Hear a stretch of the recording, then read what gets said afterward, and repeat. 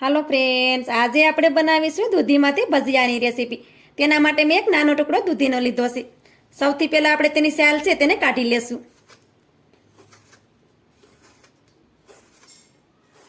તો આ રીતે તેની છાલને આપણે કાઢી લેવાની. તમારે વધારે ભજીયા બનાવવા હોય તો તમે વધારે દૂધી પણ લઈ શકો. દૂધીના ભજીયા છે તે ખાવામાં એકદમ પોસા રૂ જેવા બને છે. પાછળનો ભાગ છે તેને આ રીતે કાપી અને કાઢી નાખશું. આપણે આ તપેલીમાં પાણી લીધું છે. દૂધીને આપણે પાણીમાં જ રાખવાની છે, તેને આપણે બારી નથી રાખવાની. દૂધી છે તે બહાર રહેશે તો તે કાળી પડી જશે. હવે આપણે દૂધીમાંથી બને ત્યાં સુધી નાના ટુકડા કરવાના છે, તેમાંથી આપણે મોટા ટુકડા નથી કરવાના. અને આ રીતે વચ્ચેથી બીજાનો ભાગ છે તેને આપણે કાઢી લેશું. તેનો ઉપયોગ આપણે નથી કરવાનો. આ રીતે આપણે થોડા બીયા છે તેને કાઢી લીધા છે. હવે તેમાંથી આ રીતે નાના ટુકડા કરવાના. આપણે તેના મોટા ટુકડા રાખીએ તો પણ તે સારી રીતે સડી જાય છે, પણ બને ત્યાં સુધી આ રીતે નાના ટુકડા જ કરવાના.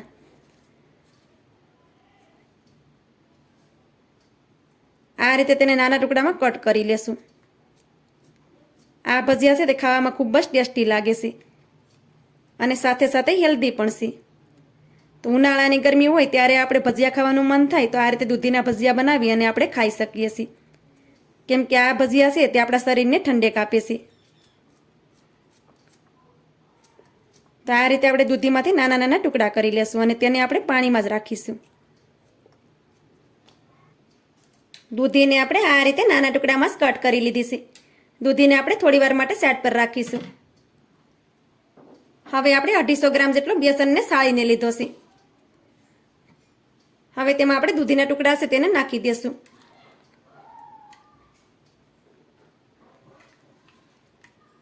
કેમ કે દૂધી છે તે પણ પાણી છોડતી હોય છે, તો દૂધીને આપણે આ રીતે જ બેસનમાં નાખી દેવાની. બેસનનું પહેલાં આપણે બેટર નહીં બનાવવાનું, કેમ કે પહેલાં આપણે બેટર બનાવ્યું પછી આપણે તેમાં દૂધીના ટુકડા ઉમેરશું તો બેટર છે તે ઢીલું થઈ જશે અને ભજીયા છે તે પરફેક્ટ નહીં બને. તો આ રીતે મેં બધા દૂધીના ટુકડાને લોટમાં નાખી દીધા છે. હવે તેમાં આપણે લીલા મરચાંના ટુકડા નાખી દઈએ. તીખું તમે તમારા પ્રમાણે ઓછું કે વધારે પણ લઈ શકો. થોડાક આપણે લીલા ધાણા નાખી દઈએ. અડધી ચમચી આપણે અજમાને હાથેથી ક્રશ કરીને તેમાં નાખી દઈશું. હવે તેમાં આપણે અડધી ચમચી જેટલું આદું નાખી દઈએ. આદુને મેં આ રીતે ખમણીને લીધું છે. તમે આદું ન ખાતા હોય તો તેને તમે સ્કીપ પણ કરી શકો. થોડીક આપણે તેમાં હિંગ નાખી દઈએ. સ્વાદ પ્રમાણે આપણે મીઠું નાખી દઈએ. હવે તેમાં આપણે 2 ચપટી જેટલો ખાવાનો સોડા નાખી દઈએ. વધારે સોડા આપણે નહીં નાખવાના, કેમ કે આપણે વધારે સોડા નાખી દઈએ તો ભજીયા છે તે લાલ થઈ જતા હોય છે. હવે તેમાં આપણે 1 લીંબુનો રસ કાઢીને લીધો છે, તેને પણ નાખી દઈશું. હવે આપણે બધી વસ્તુને મિક્સ કરી લેશું. અત્યારે આપણે પાણી નથી નાખવાનું. અત્યારે આપણે બધી વસ્તુને મિક્સ કરી લેવાની.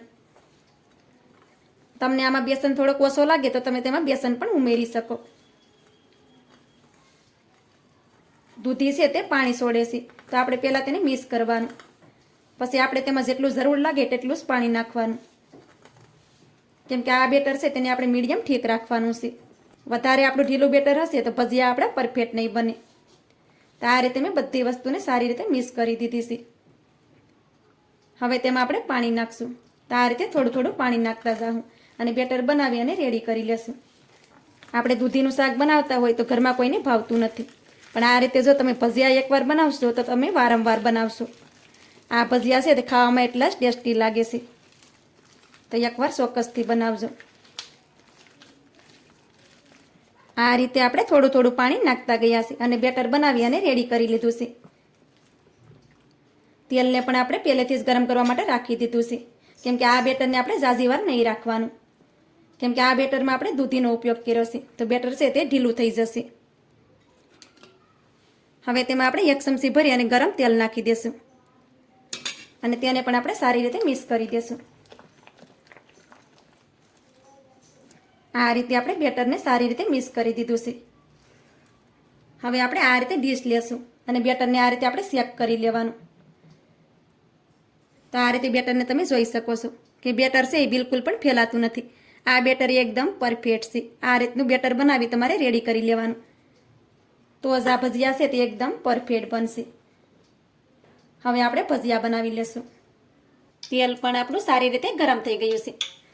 હવે તેમાં આ રીતે થોડું થોડું બેટર લેતા જવાનું અને આ રીતે નાના નાના ભજીયા બનાવી અને ઉમેરી દેશું. તેલ વધારે ગરમ થઈ જાય પછી ગેસની ફ્લેમને મીડિયમ કરી દેવાની.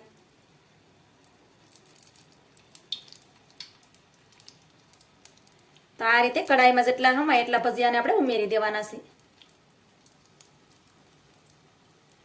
આ ભજીયા છે તે ફૂલી જશે તો તેની રીતે તે ઉપર આવી જશે. ગેસની ફ્લેમને આપણે ધીમી જ રાખવાની છે, જેથી કરી ભજીયા આપણે અંદર સુધી સારી રીતે સડી જાય અને કાચા ન રહે.